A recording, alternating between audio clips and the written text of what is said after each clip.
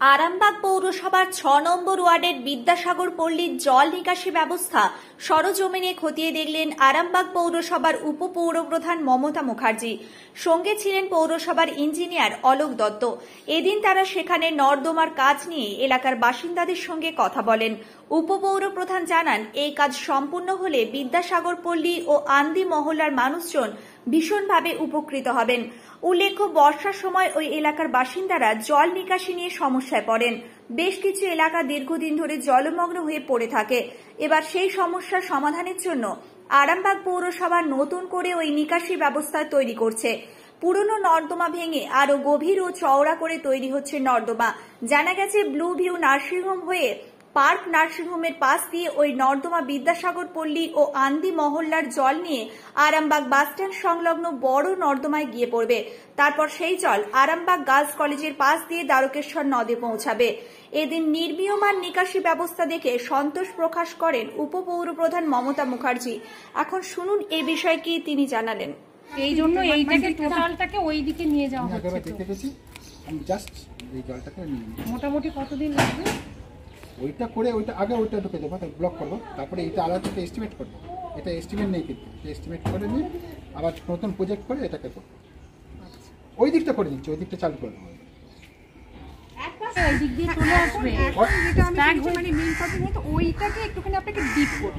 Deep হচ্ছে তো, দেখবেন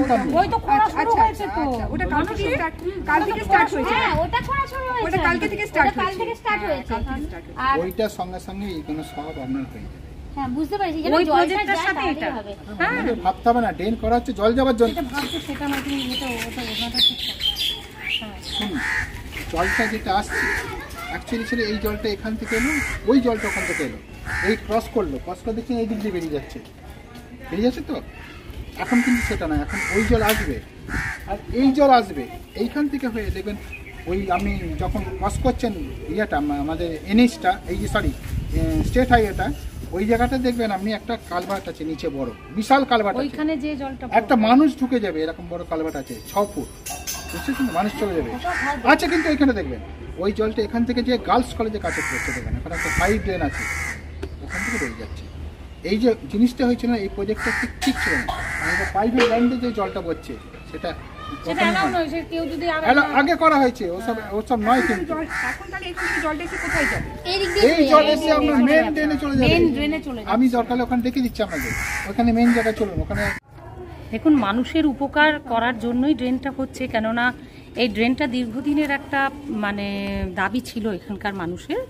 তো সেই জায়গায় দাঁড়িয়ে এই ড্রেনটা শুরু হয়েছে, কিন্তু কিছু লেভেলিংয়ের প্রবলেমের জন্য আমার এখানের কলিগ যারা আছেন আমাকে বারবার তারা ফোন করেন। আমাদের যিনি অলোক বাবু, যিনি মোটামুটি এখন সমস্তটাই ওনার হাত ধরে আরামবাগের উন্নয়নটা অনেকটাই এসেছে, এবং মাননীয় চেয়ারম্যানের সহযোগিতায়।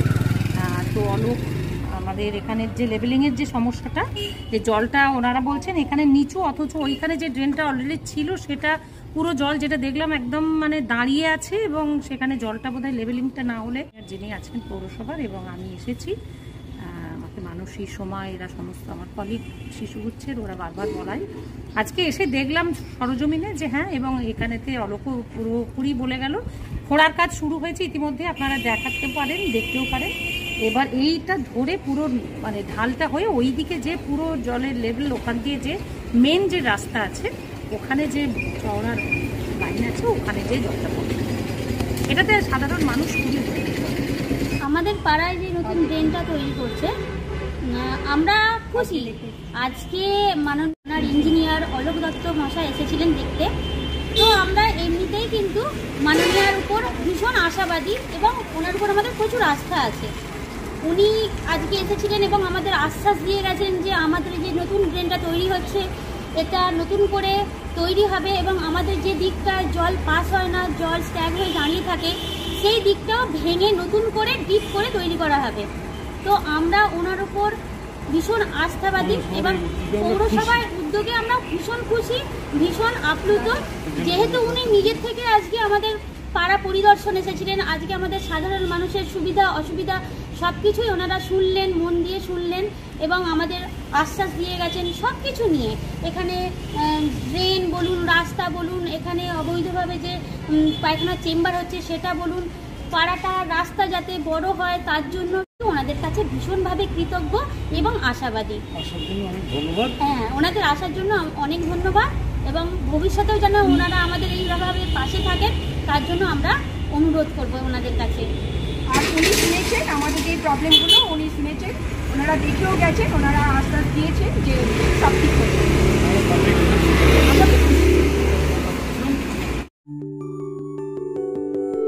সব ছেড়ে ছুড়ে আমরা তো পালাবই, ফুল স্পিডে দৌড়ে যাবই। আমরা খেলবো, শিখবো, পড়বো, নাচবো, নতুন বন্ধু পাতাবই।